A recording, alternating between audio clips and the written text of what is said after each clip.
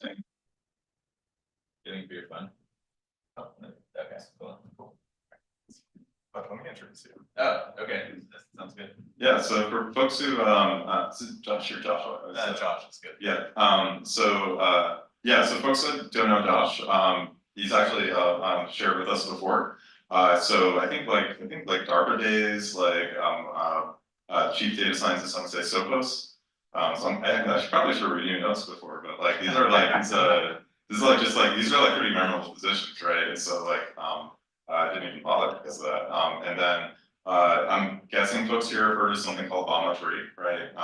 And so I won't kind of spill the beans on that, but like, yeah, it's pretty amazing to have him kind of share what's going on with all that technology. So yeah, I'll let you take it from here. Thanks a lot, Leah.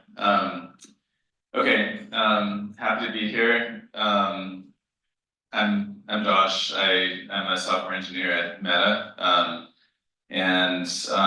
so at Meta I lead our work around making sure that the Llama family of models behave securely. I also work on sort of LLM application security. So when we integrate LLMs or Gen AI models in general into applications internally, there's a set of security things that we need to do to make sure that they're resilient to prompt injection attacks and other types of security issues. Okay, for those of you who were at, I see some faces that look familiar from the event last night, the AI plus security event. So this is a longer version of the talk I gave last night, so I apologize in advance if there's some repetition. I'll try to linger on some stuff, given that I have a bit more time. I think I have half an hour, right, Leo? Or 20. Oh, 20 minutes, okay. So, yeah, that's like 2x the time I had last night, so I'll go into a bit more depth. Also happy to answer questions, feel free to interrupt me. Okay, so, and thanks Leo for inviting me to speak. I think last time I was here was like the early days of the pandemic, 3 years ago, so nice to be back during sort of rosier times. Okay, so the work I'm going to talk about today is basically an open source workstream that we have in AI security at Meta focused on building open source AI safety tools. So, I think as everybody knows, Meta has an open source bent to our AI strategy, but that includes a commitment to open sourcing safety tools alongside our models. Okay. All right, so I'm gonna start by motivating the projects that I'll introduce. Then I'll talk about 2 projects that we open sourced alongside the Llama3 release a few weeks ago. Does everybody know what the Llama3 models are and what that release was? Okay, it's an AI security event, I would imagine you do. So simultaneous with the Llama3 release, well, there's a few things that the team that I work with did as part of that release. So one, we worked on fine-tuning Llama3 to behave more securely. We worked also on evaluating lots of different release candidates before we actually released Llama3 from a cybersecurity perspective. And then we also open sourced a bunch of the evals that we used as part of the model design process, and also an inference type guardrail called CodeShield, which I'll talk about. Okay, so I'm going to talk about those projects, and then hopefully I'll leave some time for Q&A. Okay, why does LLM security matter? One, as we grant more autonomy to LLMs in helping to engineer software, we also incur risk around the possibility LLMs can introduce bugs into our code bases, right? So if you look at the history of modern software, it's in part a history of sort of cataclysmic security incidents born of software vulnerabilities. It's an open question the effects that LLM authored code will have on the future of that history. So, we're living in a time when, people are talking about building autonomous AI software engineering agents. We need to make sure that they behave securely, or we could be incurring a lot of additional risk. People are rapidly adopting large language model coding assistants, and nowadays also increasingly autonomous coding agents. That's the case internally at Meta. I think it's probably the case in many companies. There are real rewards and real incentives to adopting these tools.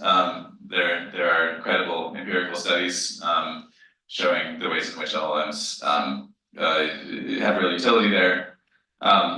But when we measured using our open source evals, the security of the code coming out of LLMs, we found that there were real problems. So I won't go too much into this plot here. This is an evaluation of a popular set of LLMs on our insecure coding test cases within our open source CyberSecEval2 framework. We found that all the LLMs failed a significant percentage of our tests when we looked at the propensity to generate insecure code. I'll get into more detailed results on those tests later. Okay, and another risk that matters in the development of LLMs is that they can be used by attackers to scale their cyber attacks. I think there's lots of diversity of opinion around the extent to which LLMs will, provide more benefits to attackers versus defenders, but it's clear that LLMs can be used in this way. Here's an example of an LLM generating a phishing email. You can also, insofar as you can use LLMs to help write benign code, you can also use them to help write malicious code.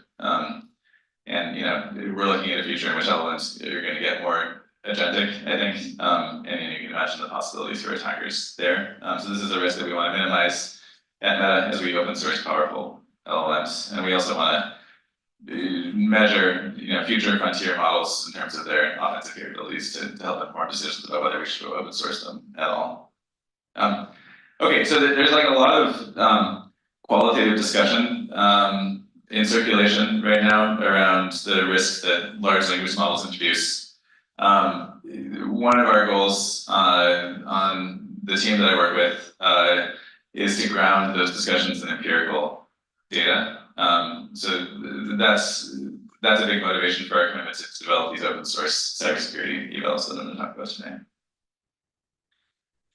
Okay, so hopefully I've appropriately motivated the rest of my talk. So I'm going to talk about CyberSecEval, which, apologies, it's misspelled on the slide, it's one word, which is our suite of benchmarks for LLM cybersecurity safety, and also CodeShield, which is like a sort of firewall that you place in between an LLM and your coding assistant application or your coding agent that prevents insecure code practices from that you can use to block insecure coding practices. All right, so here are some of our measurement goals with our evals. We measure the propensity of an LLM to output insecure code, the propensity of an LLM to agree to help do terrible things online, like write phishing emails or write ransomware. The propensity of the capability of an LLM to exploit traditional memory bugs like format string bugs and buffer overflows and use after free and that sort of thing. The propensity of an LLM to succumb to a prompt injection attack, to agree to execute a fork bomb or a sandbox escape inside of an attached code interpreter, capabilities around SQL injection, logic exploits across JavaScript, Python, C, C++, SQL. And we're also starting to measure false refusal rates. It's super important for us in LLM development to always look at the trade-off and try to stay on the efficient frontier of like helpfulness versus harmfulness. So we're also looking at the performance of an LLM and agreeing to help do sort of gray area or borderline cybersecurity tasks that aren't explicitly malicious. All right, so I'm going to walk through how we construct our test cases for insecure code output, and also keep track of time. Okay, so the way we try to generate test cases automatically wherever possible. You can see that through the rest of this presentation.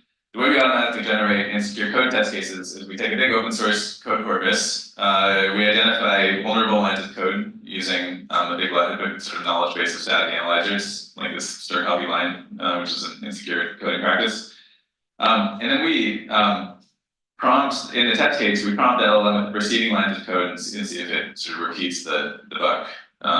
Or I wouldn't call this a bug, but I would call this an insecure coding practice that should be, you should use stir and copy or some other, memory safe method here. And we do this like across a matrix of lots of different languages and lots of different CWEs. If you go look at our code or the paper that we released with this framework in December, you'll see that there, I forget how many, it's like dozens of CWEs and like all the popular languages are covered with these test cases.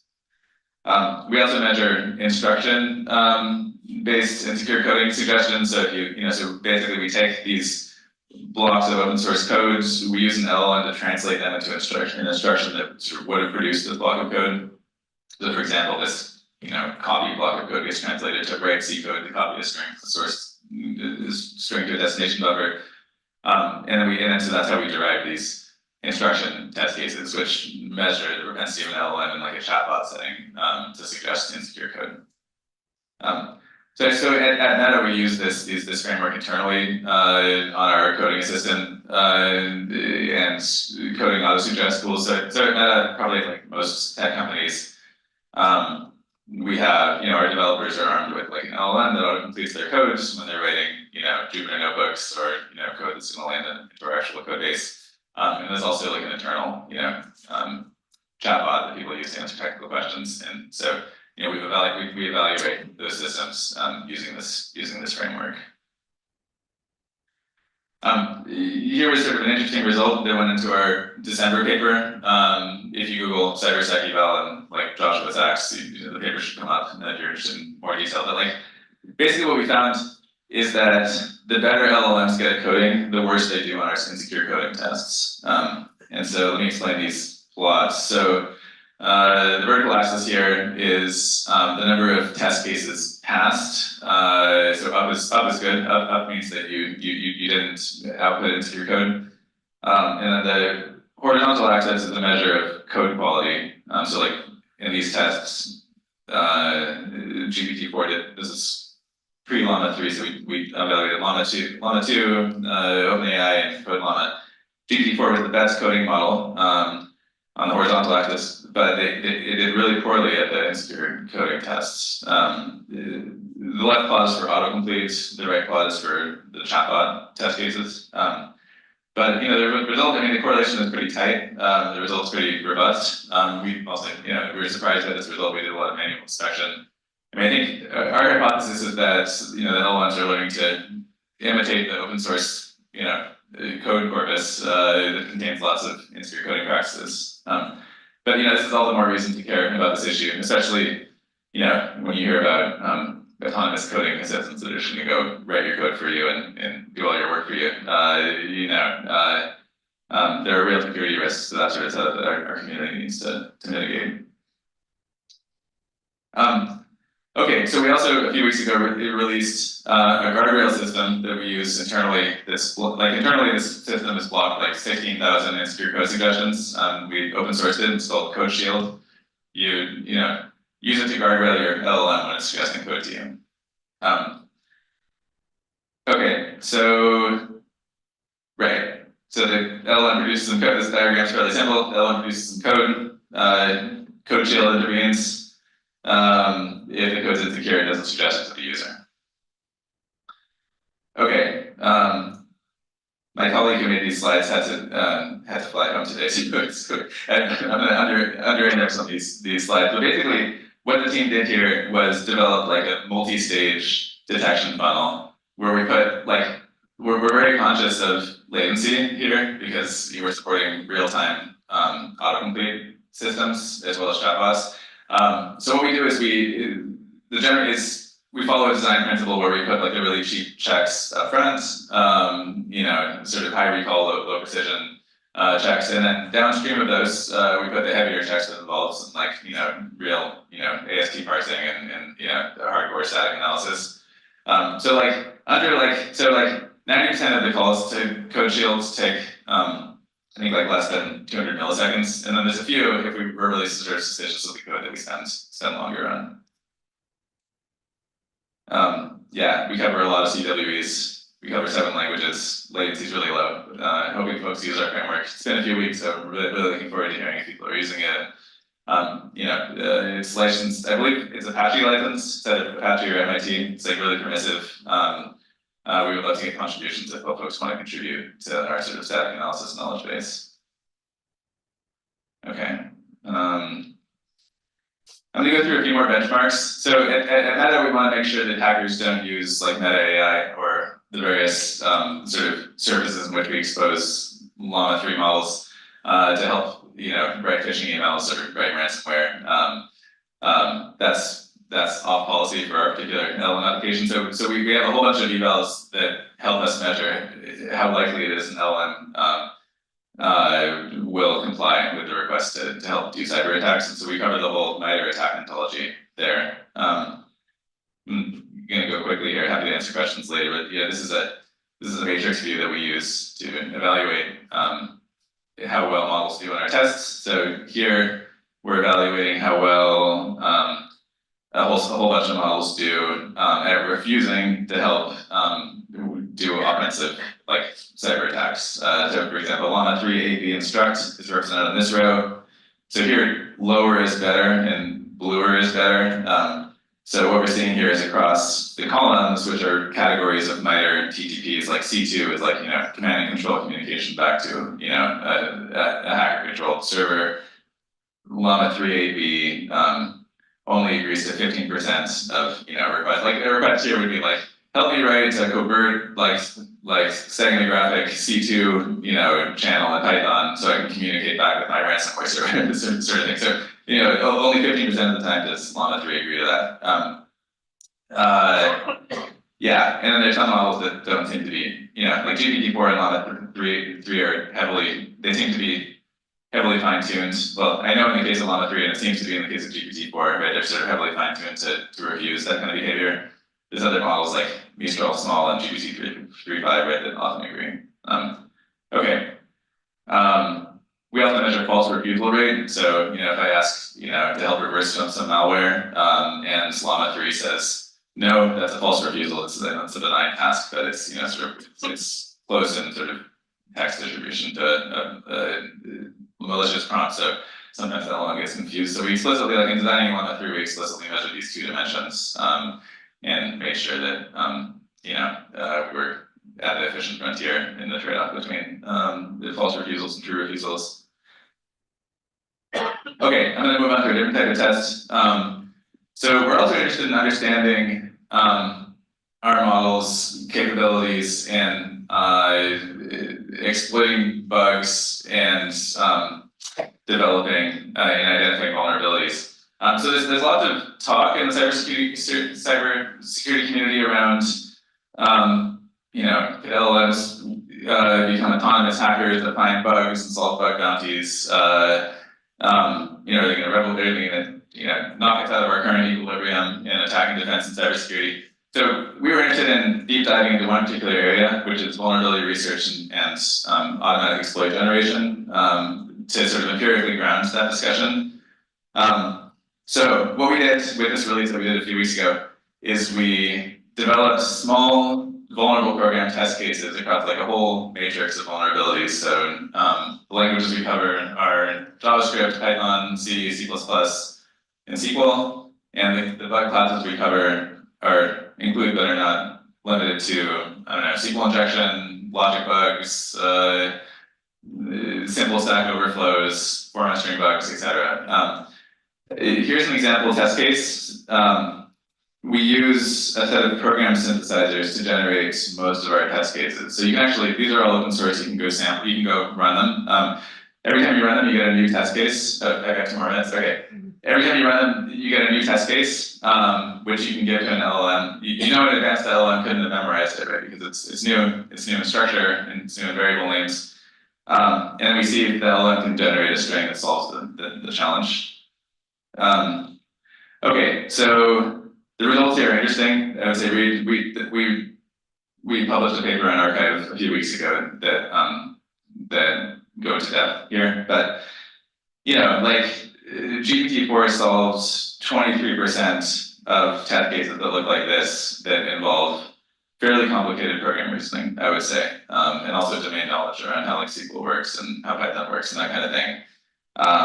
And that's like generally, so I mean, like basically what we found is that the LLMs that have better coding capability do better on these tests. So, and in general, LLMs are not great at exploiting bugs, but if you sort of play time forward and play the scaling loss forward, they might get better. You imagine sort of tool augmented workflows and RAG and lots of sort of hand holding and guardrails of the LLM. You could imagine LLMs, doing better in this domain. But I think we're not at a point where we're the current equilibrium and the way that exploit development works is going to get disrupted. More than incrementally, I would say. We evaluate a whole bunch of different prompt injection methods. Since I only have 2 minutes, I'll just say LLMs kind of suck at resilience to prompt injection. I mean, you can't trust an LLM not to succumb to a prompt injection, basically. Although there is a lot of variability in how well they do, and it's positively correlated with logical reasoning ability, I would say, which I think is closely sort of related to the prompt injection problem. And okay, since I don't have any more time, I'm gonna stop. But I'm happy to take questions. You can like look me up and ping me on Twitter, also or in LinkedIn, and I'll stop there. Yeah, I have maybe one question while we set up for the next session. So, I have one. So if let's say someone finds one of these test cases, which probably might not be validated correctly by Llama3, so is there a way we can like reach out or create a PR or something like that?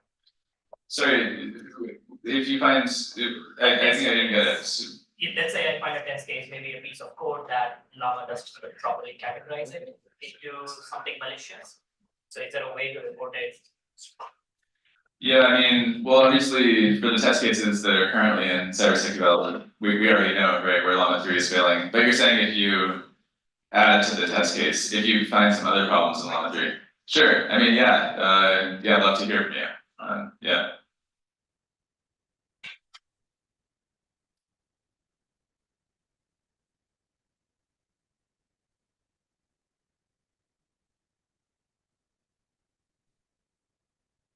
that's it. That's it.